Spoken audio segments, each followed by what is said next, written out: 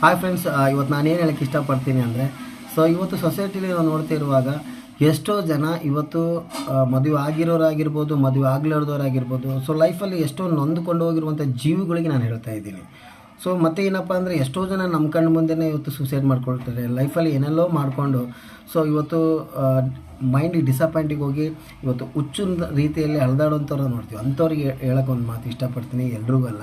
ಯಾಕೆ ಆ ಥರ ಅಂದ್ಕೊಳ್ಬೇಕು ಲೈಫಲ್ಲಿ? So life is A beautiful. So life, ಒಬ್ಬ ಮನುಷ್ಯ ಹುಟ್ಟಿದ ಮೇಲೆ ಮತ್ತೆ ನಾವು ಯಾವಾಗ ಈ ಲೋಕವನ್ನು ತ್ಯಜಿಸ್ತೀವೋ ಗೊತ್ತಿಲ್ಲ. ಸೊ ಇದ್ದಾಗ ನಾವು ಏನಾದರೂ ಅಚೀವ್ ಮಾಡಬೇಕು, ಲೈಫ್ ಕಡೆಗೆ ಒಳ್ಳೊಳ್ಳೆ ಕಡೆಗೆ ಯೋಚನೆ ಮಾಡಬೇಕು. ಸೊ ನಮಗೆ ಅವರು ಸಪೋರ್ಟ್ ಮಾಡ್ತಾರೆ, ಸೊ ಅವರು ನಮ್ಗೆ ಹೆಲ್ಪ್ ಆಗ್ತಾರೆ. ಯಾರು ಸಪೋರ್ಟ್ ಮಾಡಲ್ಲ, ಆಶ್ವಾಸನೆ ಅಷ್ಟೇ ಕೊಡ್ತಾರೆ ವಿನಃ ನಮ್ಮ ಲೈಫ್, ನಮ್ಮ ಫ್ಯೂಚರ್, ನಮ್ಮ ಕೆರಿಯರು ನಮ್ಮ ಕೈಯಲ್ಲಿದೆ ವಿನಃ ಮತ್ತೊಂದು ಕೈ ಯಾರ ಕೈಯಲ್ಲಿರಲ್ಲ. ಸೊ ಹಂಗಾಗಿ ಯಾರು ಅನಾಹುತ ಮಾಡ್ಕೊಳ್ಳದೆ, ಯಾರ ಮೇಲೆ ಯಾರು ಡಿಪೆಂಡಪ್ ಆಗಲಾರ್ದೆ, ನಿಮ್ಮ ಲೈಫ್, ನಿಮ್ಮ ಫ್ಯೂಚರ್ ನಿಮ್ಮ ಹ್ಯಾಂಡ್, ನಿಮ್ಮ ಕೈಯಲ್ಲಿದೆ ಹೊರತು ಮತ್ತು ಯಾರ ಕೈಯಲ್ಲಿ